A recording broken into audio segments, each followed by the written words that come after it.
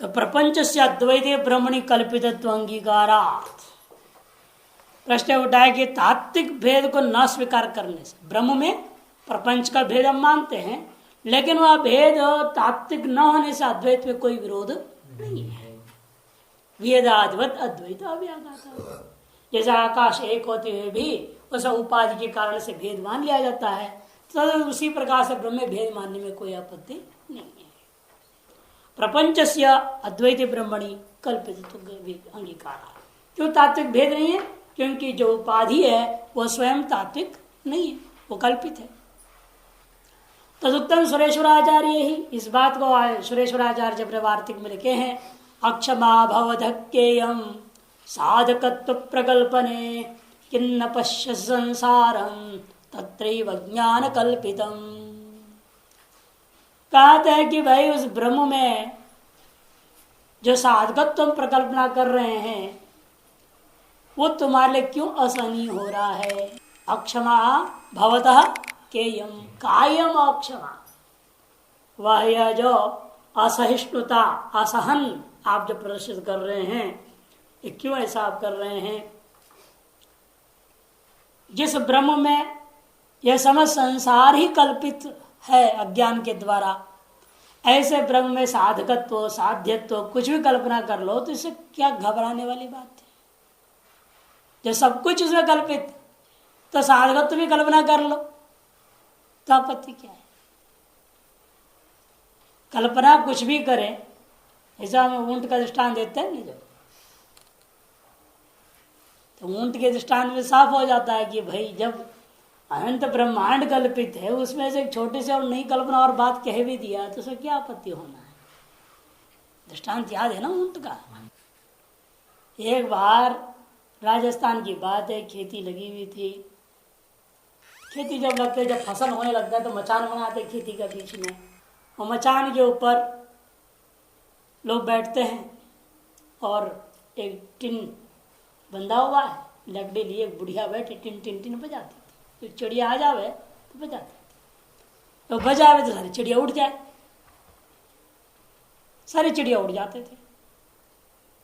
एक बार एक ऊंट आ गया, वो अपना खाने लगा, तो वो टिन टिन टिन टिन बजा गया, ऊंट जावे नहीं उस आवाज से। ये ऊंट नहीं आवे तो बड़ा परेशान हुई वो बुढ़िया, जाके जोर से चिल्लाने लगी, उसको पकड़ी, कान में बोलने लगी, शर्म नहीं आता तेरे को? इतना बार मैंने टन टन टन बजाए तेरे, इतना हजारों चिड़िया उड़ गए मेरे बजाने से, तू ऐसे क्यों वैसे खड़ा है, खाए जा रहा? वो कहा, अरे बुढ़िया,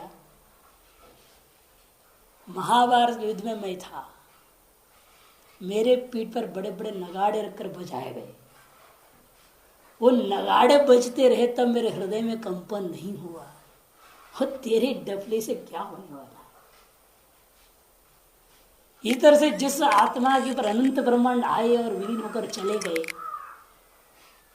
तो आज एक छोटी सी और कोई कल्पना कोई कर भी देता है तो ब्रह्म का क्या बिगड़ता है? कुछ बिगड़ रहेगा उसका? और कल्पनाएं होने ना, जो चाहे सो कल्पना करो। इसलिए मांडव की कारिका के है ना, मांडव की कारिका, मांडव की परिषद साफ ब्रह्म कहते हैं, ये सारे दर्शन जितना है सब मेरे ब्रह्म में तो कल्पित है। एक और कोई नई दर्शन आ जाए, कोई और नई धर्म भी आ जाए तो क्या आपत्ति है? जिस ब्रह्म में अनंत ब्रह्मांड कल्पित है, उसमें एक और नया धर्म और कल्पित भी हो जाए, उसे कोई आपत्ति वाली बात नहीं है। उसी पर ये भी बोल रहे सुरेश्वराचार्य जी, साधकत्व प्रकल्पने कायम भवतः क्षमा। एक साधकत्व नाम का चीज हमने इस ब्रह्म में कल्पना कर लिया, उतने से तुम क्यों घबरा रहे हो भाई? किम न पश्य संसारम तत्रैव ज्ञान कल्पितम। क्या तुम्हें यह नहीं दिखाई दे रहा है उस ब्रह्म में सारा जगत ही अज्ञान से कल्पित है? अतएव प्रपंच का भेद भी ब्रह्म में कल्पित हो जाए तो आपत्ति क्या है? कहने कहता तो ब्रह्म में जगत का भेद की कल्पना कर लिया हमने, तो इसमें क्या ब्रह्म का बिगड़ेगा? अतएव विवरणे, इस विवरणाचार्य जी भी अविद्यानुमाने प्राग व व्यतिरिक्तत्व विशेषणम अविद्या का अनुमान में उन्होंने क्या किया, प्राग अभाव व्यतिरिक्त तत्व में विशेषण दिया, उन्होंने प्राग भाव को माना। और चित्सुखाचार्य जी भी तत्व प्रतिभिकायाम, तत्व प्रतिभिका चित्सुखी को अविद्या लक्षणे भवतु भावत्व विशेषणम संगच्छते, अविद्या का लक्षण उन्होंने, इसलिए अविद्या कैसी है, भाव रूप का भावत्व विशेषण दिया है। अनादि भाव रूपत्व सती ज्ञान निवर्तित्व, या अविद्या का उन्होंने लक्षण किया। अनादि भाव रूपत्व सती ज्ञान निवर्तित्व, ज्ञान के द्वारा निवर्त, यह अविद्या का लक्षण उन्होंने बनाया। उसे इसलिए भावत्व विशेषण दिया। अविद्या को विद्या का प्राग भाव, विद्या का प्रध्वंस भाव, विद्या का अत्यंत भाव या विद्या का अन्योन्य भाव, ऐसा अर्थ नहीं करना, किंतु वो भाव है, ऐसे चित्सुखाचार्य जी ने भी कहा है। अनादि भावत्व सदी ज्ञान निवर्तित्व अविद्यात्म, इस अविद्या का लक्षण भी उन्होंने कहा। अविद्या अनुमान क्या था, वो अभी विवरणकार का अविद्या अनुमान, विवाद गोचरापन्नम प्रमाण ज्ञानम स्वप्राग भाव व्यतिरिक्त स्व विषयावरण स्वनिवर्त स्वदेशगत वस्तंत्र पूर्वकम अप्रकाशितार्थ प्रकाशकत्वात् अंधकारे प्रथमोत्पन्न दीप प्रभावद इत्याकार का विद्या साधक अनुमान है। बहुत लंबा चौड़ा अनुमान है। विवाद गोचरापन्नम, विवाद गोचरापन्नम है आपके इसमें टीका में। प्रमाण ज्ञानम, विवाद का जो विषयभूता प्रमाण ज्ञान कैसा है, वो स्वप्राग भाव से व्यतिरिक्त स्विषय आवरणभूता स्वनिवर्त्य स्वदेशगत वस्तुंत्र पूर्वक होता है। वस्तुंत्र कौन है, वो अज्ञान, अज्ञान पूर्वक ही होता है। क्यों, पहले से वो प्रकाशित नहीं था। अप्रकाशितार्थ प्रकाशकत्वात्, अप्रकाशित अर्थ का प्रकाशन करने वाला होने से कोई भी प्रमाण जन्य ज्ञान है। और कैसे ज्ञान होता है, अनधिगतार्थ, पहले कहा ना लक्षण क्या था, अनधिगतार्थ, जो पहले से अधिगत नहीं है, वैसे ज्ञान का नाम प्रमा है। यदि अधिगत का भी बोध हो रहा है तो स्मृति है, वो जो पहले से आपको मालूम है उसका दोबारा ज्ञान होगा का मतलब क्या है, वो स्मृति। जो अनधिगत है, अबाधित है, असंदिग्ध है, ऐसे विषय के ज्ञान का नाम ही प्रमा होता है। इसे उन्होंने कहा कि उसे वस्तुअंतर पूर्वकम, क्योंकि अप्रकाशितार्थ प्रकाशकत्वात्, साध्य पर लंबा चौड़ा दिया उन्होंने, वहां पर विशेषण देखो स्वप्राग भाव व्यतिरिक्त, क्योंकि आप इतना ही कहें वस्तुअंतर पूर्वकम, इतना ही रखते हैं तो स्वप्राग भाव भी क्या है, वस्तुअंतर। ज्ञान प्राग भाव पूर्वक ज्ञान उत्पन्न होता है, ज्ञान से वृत्ति ज्ञान, इसे प्राग भाव से भिन्न करने का पड़ा, जैसे स्व प्राग भाव व्यतिरिक्त पहला विशेषण देना पड़ा। और वस्तुंतर पूर्वक में एक और चीज आ सकती है, आवरण पूर्वकम, आवरण भंग हुए बिना ज्ञान उत्पन्न होगा क्या, घटावरण को भंग करेंगे तब तो घट का ज्ञान होगा ना। इसे आवरण भी वस्तुअंतर है जो ज्ञान के पूर्व में रहता है, उससे अलग करने के लिए कहा स्व विषय आवरण स्वनिवर्त्य। वह आवरण कैसा है, ज्ञान निवर्ती है, जब तक वृत्ति यहां से नहीं जाएगी वह आवरण भंग नहीं हो सकता। स्वनिवर्ती भी है, स्वदेशगत वस्तुअंतर, लेकिन वह अज्ञान में कहा रहता है, स्वदेश गति है। ऐसा जो वस्तु जो समान देश में रहते हुए ज्ञान का कारण बन, ज्ञान का कारण है, वो उस अज्ञान व अविद्या या आवरण भूता है, उसको नष्ट किए बिना आपको कभी वस्तु का ज्ञान नहीं हो सकता। सिर्फ वह वस्तुअंतर का ही नाम अज्ञान है, अविद्या है। अंधकार में प्रथमोत्पन्न दीप प्रभा के समान ये होता है। ये अनुमान दिया है कौन, विवरणाचार्य जी ने। और तत्प्रतिपकार का तो अविद्या का लक्षण दे रहे हैं, अनादि भाव रूपत्व स्थिति ज्ञानी वर्तत्व अविद्यात्व, अविद्यात्व मिथ्याकार जो अविद्या का लक्षण है। अतएव दो भाव पदार्थों का परस्पर भेद होता है। ब्रह्म भी भाव पदार्थ है, अविद्या भी भाव पदार्थ। इसलिए अविद्या और उसका कार्य जगत रूपी भाव पदार्थ का भेद ब्रह्म में कल्पना करने पर कोई आपत्ति नहीं है। वास्तविक भेद नहीं हो सकता है जब तक दो समान सत्ता, दो वास्तविक वस्तुओं के बीच में ही वास्तविक भेद होगा। जैसे घट और पट दोनों ही समान सत्ता वाला है, घट भी व्यावहारिक सत्ता वाला, पट भी व्यावहारिक सत्ता वाला, दोनों समान सत्ता वाला होता हुआ दोनों भाव पदार्थ होने पर उन दोनों के पीछे रहने वाला अन्योन्य भाव जो भेद है वो वास्तविक भेद होता है, अर्थात व्यावहारिक सत्ता के अनुरूप वास्तविकता से युक्त भेद होता है। जहां ऐसा नहीं है वहां पर वास्तविक भेद नहीं होता कि ब्रह्म सत्य है, जगत पारमार्थिक सत्ता के दृष्टिकोण से समसत्ता को नहीं है, मिथ्या है, वो प्रातिभाषिक सत्ता वाला ही रह जाता है जगत। अच्छा, तो भिन्न सत्ता को के बीच में कल्पित भेद का एक दूसरे का आधार मानने में कोई आपत्ति नहीं है। एवं चतुर्विधानाम अभावानाम योग्यानुपलब्ध्या प्रतीति ही तत्र अनुपलब्धिर मानांतरम। इस प्रकार से चार प्रकार का अभावों की चर्चा हुई। ये चारों अभावों का अनुभव जो होता है उस अनुभूति के पीछे जो प्रमाण है उस प्रमाण का नाम अनुपलब्धि प्रमाण है। योग्यानुपलब्धिया प्रतीति ही, योग्य अनुपलब्धि रूपा जो प्रमाण के द्वारा जो अभावों का प्रतीति हुई है उसका पीछे, उन विषयों का ज्ञान का पीछे कारण कौन है? अनुपलब्धि रूपी प्रमाणांतर ही मानना चाहिए। एवं मुक्तानां प्रमाणानां प्रामाण्यम स्वतएव उत्पद्यते ज्ञायते च। इस प्रकार से उक्त प्रमाणों का प्रामाण्यतः स्वतः ही उत्पन्न होता है और स्वतः ही ज्ञात भी हो जाता है। अब आगे बड़ा लफड़ा का काम है प्रामाण्यता। प्रामाण्यता सबसे कठिन विषय होता है सभी दर्शनों का। कोई भी दर्शन हो उस दर्शन में प्रामाण्यता का विचार ही सबसे मजबूत विचार है। नमः प्रामाण्यवादाय मत कवित्व अपहारिणी, जैसे नैयायिक लोग कहते हैं उपाधिस्तु महाव्याधि पक्षता प्राणघातिनी नमः प्रामाण्यवादाय मत कवित्व अपहारिणी। उपाधि महाव्याधि के समान, कोई भी अनुमान बना उसे उपाधि खड़ा कर देते हैं लोग, इसलिए उपाधि तो महाव्याधि हो गई। और पक्षता, ये एक और बड़ा कठिन काम है। पक्ष को सिद्ध कर लेना, जैसे पर्वतों निमान हम कह देते पर्वत पक्ष है। अब तो कौन सा पर्वत, कौन सा पर्वत पक्ष है? इंद्रिय सन्निकृष्ट पर्वत, ये इंद्रिय असन्निकृष्ट पर्वत,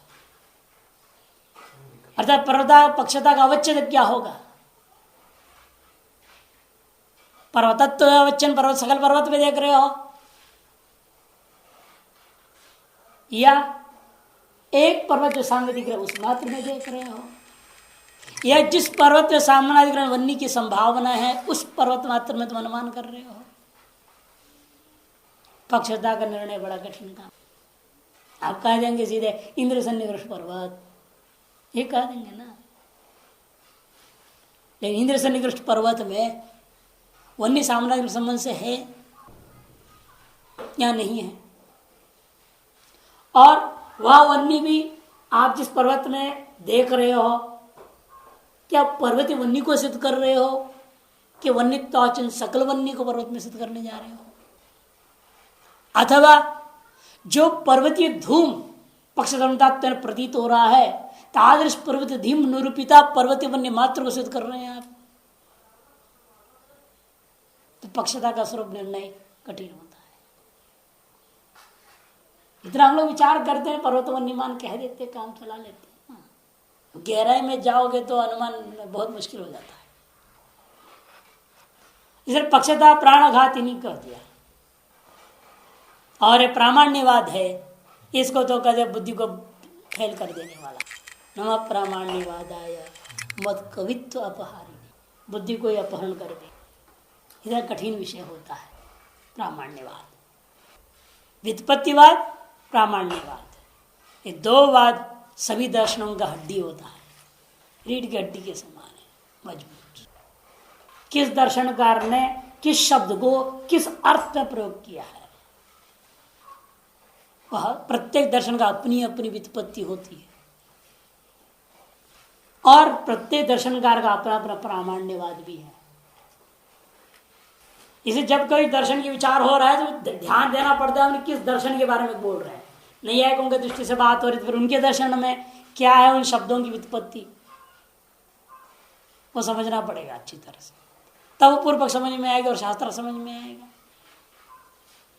अब यह प्रामाण्यवाद की विचार चलता है उत्पत्ति और ज्ञप्ति।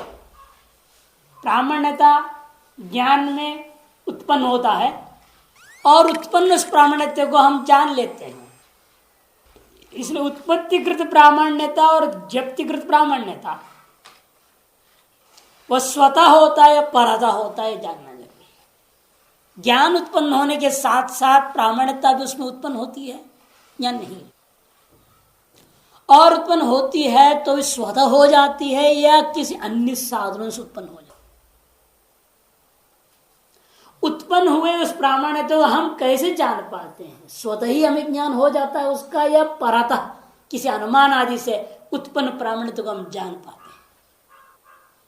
संवादी प्रवृत्ति हुई तो मैं अनुमान कर लूंगा कि ये मेरा जो प्रज्ञान है वो प्रामाणिक है।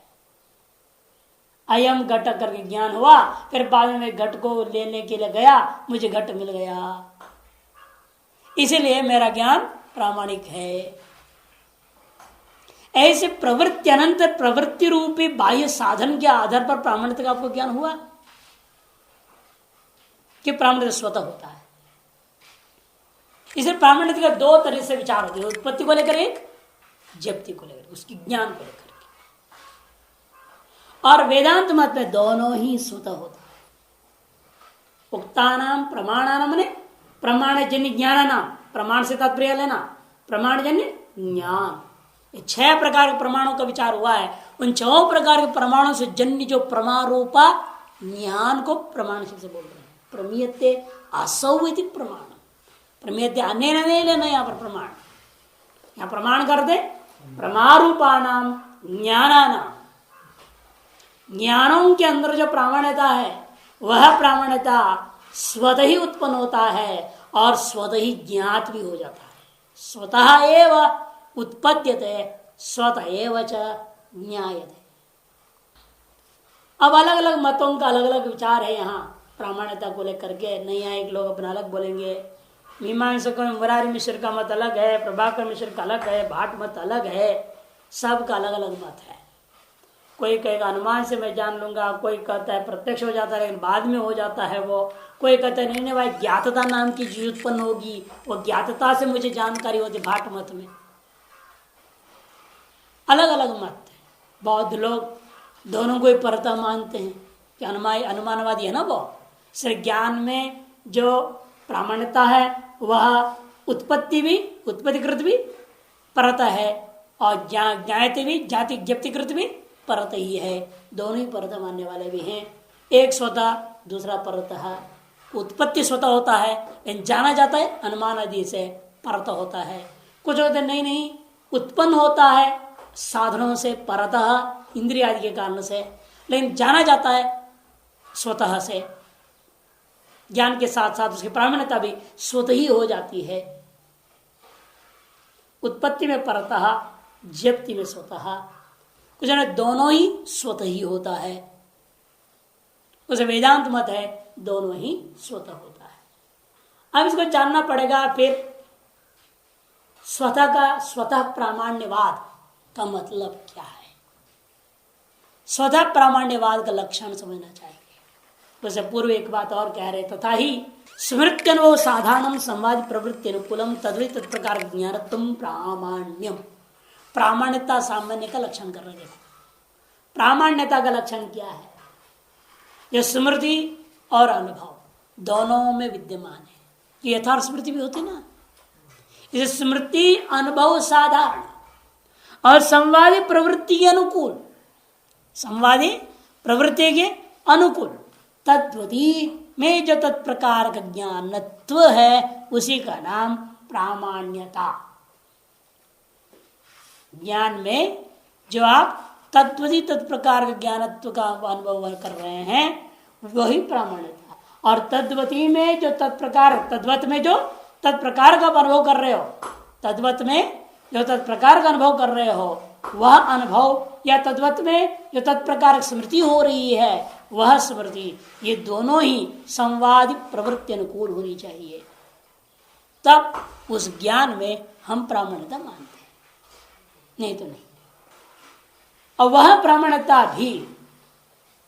प्रामाण्यता जो स्मृति अनुभव सर्वसाधारण है, संवादी प्रवृत्ति के अनुकूल है, तद्वत में तत्प्रकार का ज्ञानत्व रूपा प्रामाण्यता, वह प्रामाण्यता तच्च ज्ञान सामान्य सामग्री प्रयोज्यम, वह ज्ञान सामान्य का जो सामग्री है उसके द्वारा ही होता है।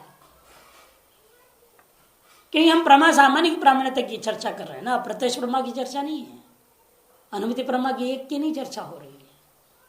प्रमा सामान्य में प्रामाण्यता सामान्य की चर्चा, और जब प्रमा सामान्य की बात आ गई तो अब कोई विशेष सामग्री नहीं ले सकते, ना व्याप्ति ज्ञान बोल सकते हो, ना इंद्रियां बोल सकते हो, ना सादृश्य ज्ञान कह नहीं सकते कि एक विशेष सामग्री का नाम नहीं ले सकते। कि प्रत्यक्ष प्रमा का सामग्री अलग है, अनुमिति प्रमा का सामग्री अलग है, उपमिति प्रमा का सामग्री अलग है, शाब्दी प्रमा का सामग्री अलग है, अर्थापत्य अनुपलब्धि सबकी प्रमा का सामग्री अलग अलग होती है। लेकिन जो प्रमा सामान्य की चर्चा होता है, प्रमा सामान्य का भी कोई सामग्री होता है, इसे कहते हैं ज्ञान सामान्य सामग्री प्रयोज्यम। ज्ञान सामान्य जो सामग्री माने ज्ञान सामग्री मात्र जन्यत्व, तब ज्ञान सामग्री मात्र भी नहीं कह सकते, किंतु ज्ञान सामान्य सामग्री कहना, ज्ञान सामान्य सामग्री कहना ज्ञान सामग्री मात्र कहने में बहुत अंतर है। क्योंकि एक स्थिति तक ब्रह्म ज्ञान में प्रामाण्यता उत्पन्न हो जाता है, जो ब्रह्म ज्ञान है वो भी प्रामाणिक हो जाता है। जो शुरू में तत्वमसि ज्ञान हुआ ये भी ब्रह्म ज्ञान, क्योंकि वाकई में न तत्व में ये भी जो है अज्ञान काल में आप तुम अपने आप को मान रहे हो तो तत् कह रहा हूं दूसरे को, उसको, और उन दोनों में अभेद की कथन करके आपको अपने स्वरूप का बोध कराने के लिए तत्वमसि वाक्य प्रयोग हुआ है। ये वाक्य अपने आप में अज्ञान का कार्य है, सारे उपनिषद अज्ञान के कार्य है, केवल एक वाक्य नहीं। कहीं से बड़ा चिंता विषय बढ़ जाते हैं वेदांत में, अज्ञान समसत्ताक है ये सब। यावत काल अज्ञान है तावत काल पर त्वम और तत् दो हम बोल रहे हैं, और उनका अभेद कह रहा हूं तत्वमसि से, और जितना अभेद हो जाए उसके बाद कहां रहेगा, न त्वम है न तत् है, आप ही आप है। इसलिए नारद जी जब पूछे ब्रह्म कहाँ है तो भूमा कहाँ है, स्वयं महिमनी, वो अपनी महिमा में है। अपनी महिमा क्या होगी, अपनी महिमा क्या है, आपको अपनी महिमा पता नहीं है, स्वयं तो इसीलिए वहां जाने के बाद यत्र तो सर्वम आत्मभूत तत्र केन कम पश्येत्, इसलिए वहां तक के पूर्व में जब कह रहा हूं तो उसका मतलब क्या, वो भी वाक्य इसीलिए अज्ञान पर की है, लेकिन वह भी अज्ञान कालीन वह वाक्य जन्य ज्ञान परोक्ष होता हुआ आपका परोक्ष अनुभूति तक ले जाने की क्षमता रखता है तो भ्रम तज्जन्य प्रमाज्ञान हो रहा है। इसलिए कहते हैं हमें ज्ञान सामान्य सामग्री जन्य मानना पड़ेगा प्रामाण्यता को। ज्ञान सामान्य सामग्री में किंचित दोष विशेष भी साथ में रहे तो कोई आपत्ति नहीं है, लेकिन ऐसा दोष भी नहीं होना चाहिए जिसे एकदम भ्रम ही हो जाए, ज्ञान भी भ्रमात्मक हो। विचार उठाएंगे सब यहां पर विस्तार रूपेण, कैसे फिर पूर्व पक्ष का फिर अप्रमा भी प्रमा हो जाएगा, सारी अप्रमा प्रमा हो जाएंगी, ऐसे भी पूर्व पक्ष आरोप लगाएगा। अभी देखिए अभी तच्च ज्ञान सामान्य सामग्री प्रयोज्यम न तो अधिक गुणमपि अपेक्षते। अधिक गुण मने अधिक कारण, असाधन कारणों को, इंद्रियादि जो तत्त प्रमा का विशेष जो कारण है उन कारणों की अपेक्षा नहीं है। न तो अधिक गुणम अपि, गुणम गट्टी का क्या क्या बोल रहे हैं? गुणम सन्निकर्षादि रूपम। सन्निकर्ष क्या है? एक गुण विशेष है, इंद्रियों का वस्तु के साथ संयोग हो गया, उसको सन्निकर्ष कहते हैं। संयोग सन्निकर्ष गुण है ना, संयोग, इसे कहते हैं गुणम, गुणाधिकम कह दिया उन्होंने। न तो अधिक गुणम अपि अपेक्षित है, गुण से तात्पर्य असाधारण कारण जो कि सन्निकर्ष इंद्रिय आदि, इनकी अपेक्षा नहीं है। प्रमा मात्र अनुगत गुणाभावात, क्योंकि प्रमा मात्र में केवल एक कोई सामान्य कारण को आप इनमें से भी जो सन्निकर्ष आदि किसी एक सामान्य कारण को ढूंढ नहीं सकते। फिर प्रमा मात्र का सामान्य कारण कौन है, ये विचार होगा ना। प्रमा सामान्य का कारण कौन है? प्रमा का जो सर्व सामान्य सामग्री, इंद्रिया नहीं है, वृत्ति, बिल्कुल ठीक, वृत्तियां ही सर्वसामान्य सामग्री है। और वो वृत्तियां इंद्रियों के माध्यम से विविधता को प्राप्त कर रहे हैं। अंतःकरण रूप में भी विषय को लेकर निश्चयात्मिका हो गई तो बुद्धि नाम रख दिया, संशयात्मिका हो गई तो मन नाम रख दे रहे हो। इंद्रिय आदियों की वजह से या विषय के वजह से वृत्तियों में भेद की व्यवस्था होता है, अन्यथा वृत्तियां प्रमा सामान्य का सामान्य सामग्री है।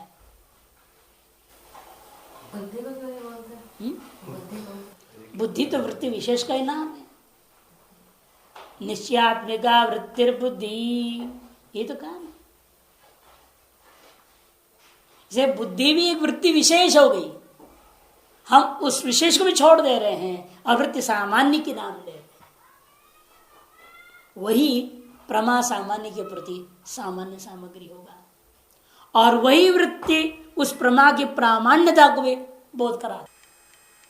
इसे कहते ज्ञान सामान्य सामग्री कौन है? वो वृत्ति सामान्य तत्प्रयोज्य ही प्रामाण्यता का बोध होता है, ज्ञानगत प्रामाण्यता। और क्यों ज्ञान भी कौन पैदा कर रहा है? वृत्ति तो कर रहा है।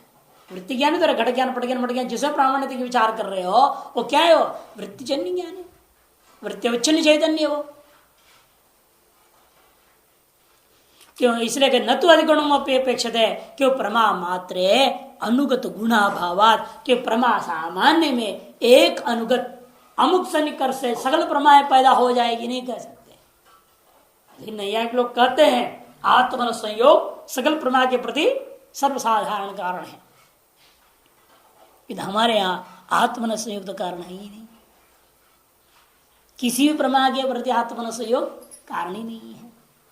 क्यों? क्योंकि मन हमारे मत में इंद्रिय ही नहीं, तो उसका संयोग कहां से आएगा? मन तो एक वृत्ति विशेष है।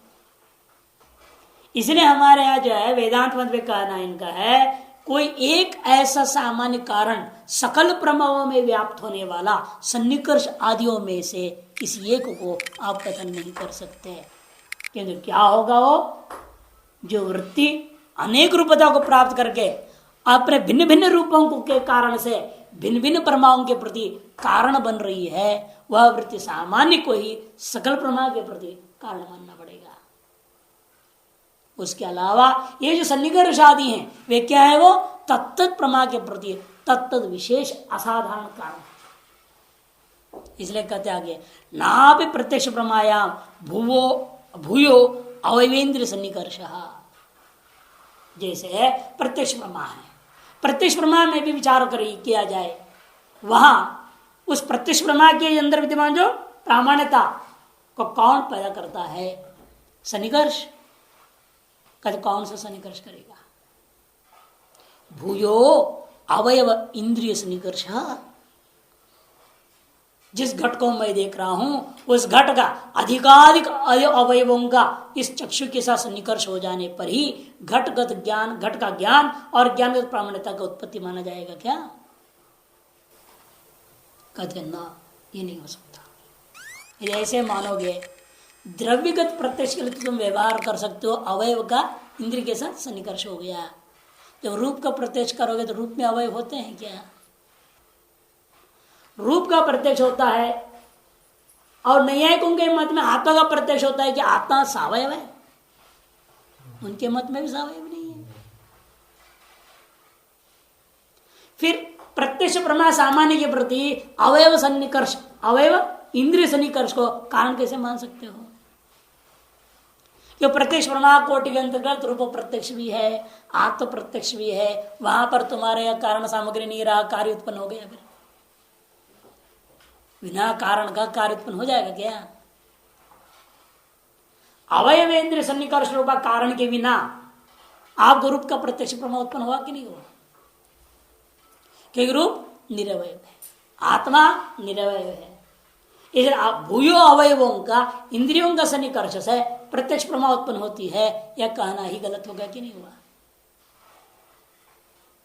इसे कहते हैं प्रत्यक्ष प्रमाण में भी भूयो अवयवों का इंद्रियों के साथ सन्निकर्ष होना रूप कारण को नहीं माना जा सकता। नापि भूयो अवयव इंद्रिय सन्निकर्ष कथम रूपादि प्रत्यक्ष है, आत्म प्रत्यक्ष तद अभावात्।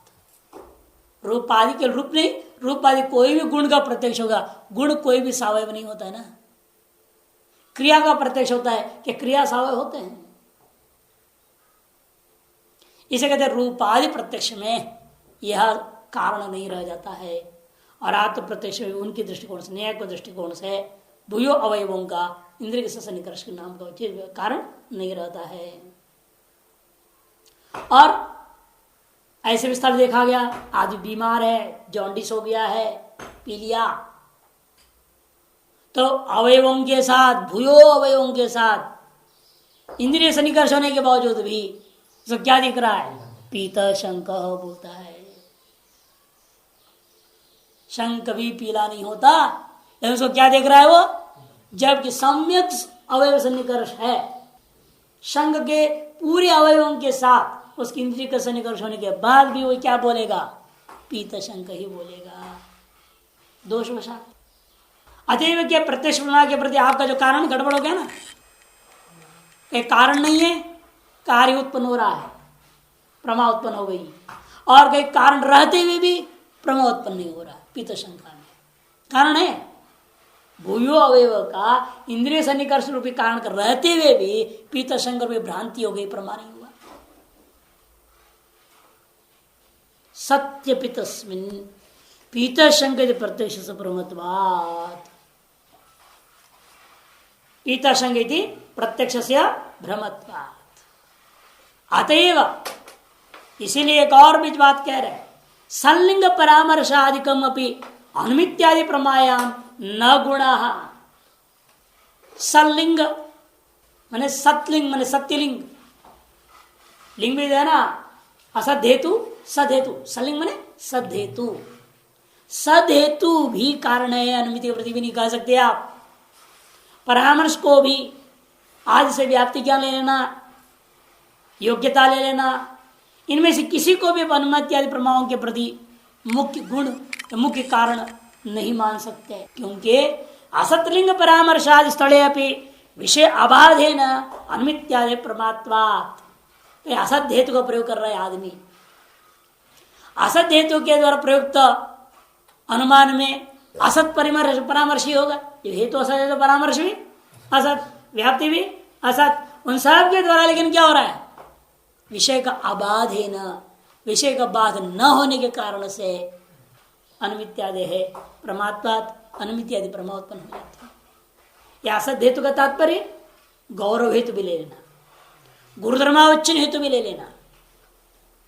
जैसे कहीं घटो रूपवान कह सकते थे, क्या घटो द्रव्यम रूपवत्वात्, घटो द्रव्यम रूपवत्वात्, ऐसे जब हो सकता है। आप कहेंगे नहीं घटो द्रव्यम नील रूपवत्वात्। नील रूपवत्वात् क्यों कह रहे हो? ये गुरुधर्म हो गया, ये असत हेतु है। लेकिन घट में द्रव्यत्व इसके द्वारा सिद्ध किया हुआ, जो द्रव्यत्व का बात होगा क्या? यानी इस असत हेतु के द्वारा गुरुधर्मावच्छिन्न असत हेतु के द्वारा उत्पन्न घटोद्रव्य में ज्ञान का बाद न होने से घटोद्रव्य में ज्ञान तो प्रमा है, भले असत हेतु से पैदा हुआ। इसे गुरुधर्मावच्छिन्न है।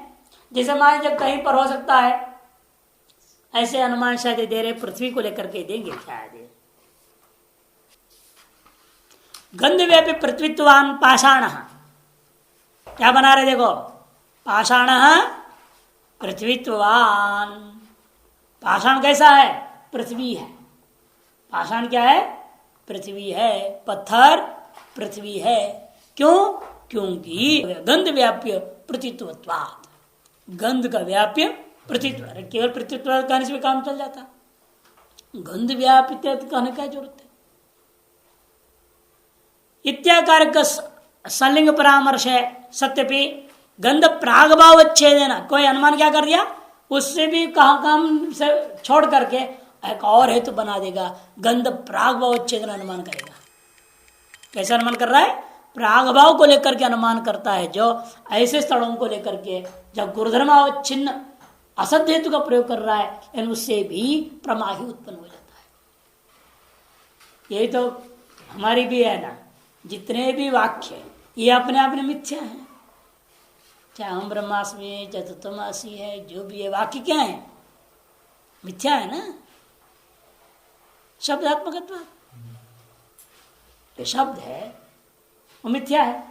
ये शब्द जगत के अंतर्गत है, वाक्य भी जगत के अंतर्गत है। जब जगत मिथ्या है तो वाक्य भी मिथ्या है, शब्द भी मिथ्या है। एवं मिथ्या शब्द भी, असत शब्द भी सत्यानुभूति करा देता है। इसे भी कोई कहेंगे वाक्य जन्य होने मात्र से वह प्रमा मिथ्या हो जाएगा क्या? ब्रह्मानुभूति ही प्रमा, असत वाक्य जन्यत्वेपि, असत वाक्य जन्य है ना वो, तो कोई कह सकता है, लेकिन ब्रह्मानुभूति ही अप्रमा असत वाक्य जन्यत्वात् कह सकता है ना। हाँ, अप्रमा अनुभूति अलग चीज है, प्रमा का जो विषय है वो तो अज्ञान निवृत्ति है ना, उसका विषय नहीं। प्रमा का भी काम क्या है? प्रमा जो प्रमा भी तो विषय अज्ञान को तो निवृत्त कर रहा है। अनुभूति ब्रह्म संबंधी अज्ञान को निवृत्त कर रहा है। अनुभूति को प्रमा को तो पर्यायवाची है कि यद प्रमा तदेव चैतन्यम, यद अनुभूति तदेव चैतन्यम। जो यथार्थ ज्ञान है उसी को अनुभूति कह रहे हैं। हाँ, और क्या? अनुभूति आपका स्वरूप है, वही यथार्थ है, वही प्रमा है। इसे तो वेदांत में शुरू में क्या लक्षण है? प्रमा तो चैतन्यमेव। इसे कहता है ब्रह्मानुभूति कहो, ब्रह्म ज्ञानम कहिए, ब्रह्म प्रमा कहिए। उसको पक्ष में करके उसको कहेगा, साथी क्या करेगा? उसको अप्रमा कह देगा उसको। क्यों? असत वाक्य जन्यत्वात् या मिथ्या वाक्य जन्यत्वात्। ये अनुमान को मान लेंगे आप। ब्रह्माकार वृत्ति भी तो निवृत्त होती है ना। ब्रह्माकार वृत्ति भी, वृत्ति से काम कर रहे, सीधा अनुभूति की बात ले रहे, सीधे वृत्ति की बात ही नहीं हो रही है, स्वरूप की बात हो रही है। ब्रह्म स्वरूप होता है जो ज्ञान है, क्या है वो स्वरूप? क्या है? ज्ञान है ना, प्रमा है ना वो। स्वरूप जो ज्ञान है, यथार्थ ज्ञान, वो ब्रह्माकार वृत्ति नहीं है ना। वृत्ति का वृत्ति है तो फिर प्रमा कहाँ है? हो गया अनुभूति कहाँ हुई? अनुभूति स्वरूप हम वृत्ति के तो भेद है ना प्रमा ना। यथार्थ ज्ञान अयथार्थ ज्ञान, वृत्ति दो के दो। वो तो व्यावहारिक सत्ता की बात छोड़िए आप, हमसे पारमार्थिक में बोल रहे हैं। तुम्हारे पारमार्थिक ब्रह्मा अनुभूति प्रमा है या नहीं? प्रमा है। तो फिर वो कैसे उत्पन्न हुआ? तो फिर असत वाक्य से उत्पन्न हुआ कि नहीं हुआ? और वो जो वृत्ति उस प्रमा को अप्रमा सिद्ध कर रहा है अनुमान से। क्यों? असत वाक्य जन्यत्वात्, अनाप्त वाक्यवत। अनाप्त वाक्य जन्य ज्ञान क्या होता है? मिथ्या होता है ना, झूठा होता है कि नहीं होता? अप्रमा होता है। क्या अनाप्त वाक्य क्या है? असत वाक्य। तज्जन्य ज्ञान को अप्रमा मानते हो ना, उसको दृष्टांत बना देंगे। तब आपको कहना पड़ता है वहां पर बाधित होता है वो, और यह विषय बाधित नहीं होता है, स्वरूप का बात नहीं होता है। वहां असत वाक्य जन्य ज्ञान का जो विषय था वो बाधित हो गया। उसने कहा नदी के पंचफलानि संति, वहां गए तो विषय नहीं है, पंचफल है नहीं, बाधित हो गया। वो बाधित होता है। और यहाँ अबाधित हो रहा है। इसलिए असल लिंग जन्य ज्ञान भी प्रमा हो जाता है जब तक वह विषय बाधित न हो। यही हम बताना चाह रहे हैं, तो वेदांत में हमारे अनुकूल पड़ेगा। असत वाक्य वाले जन्य है हमारे ब्रह्म प्रमा, लेकिन वो अप्रमा नहीं है, प्रमा ही है। क्यों? हमारे उसे ठीक विरुद्ध है, तुम क्या देंगे? अबाधितत्वात्। ब्रह्म प्रमा प्रमा भवति अबाधित विषयत्वात्। सत प्रतिपक्ष अनुमान कहेंगे ब्रह्म प्रमा अप्रमा असत वाक्य जन्यत्वात् अनुमान करता है। हम कहेंगे ब्रह्म प्रमा प्रमायु भवति कथम? अबाधित विषयत्वात्। ये सत प्रतिपक्ष देना है। इसी को इन्होंने बहुत सुंदर शब्द में कहा ना, क्या कहा इन्होंने भी? जब तक बाधित न हो, ये तो कहा ना, विषय अबाधेन अनुमित्यादि प्रमात्वात्।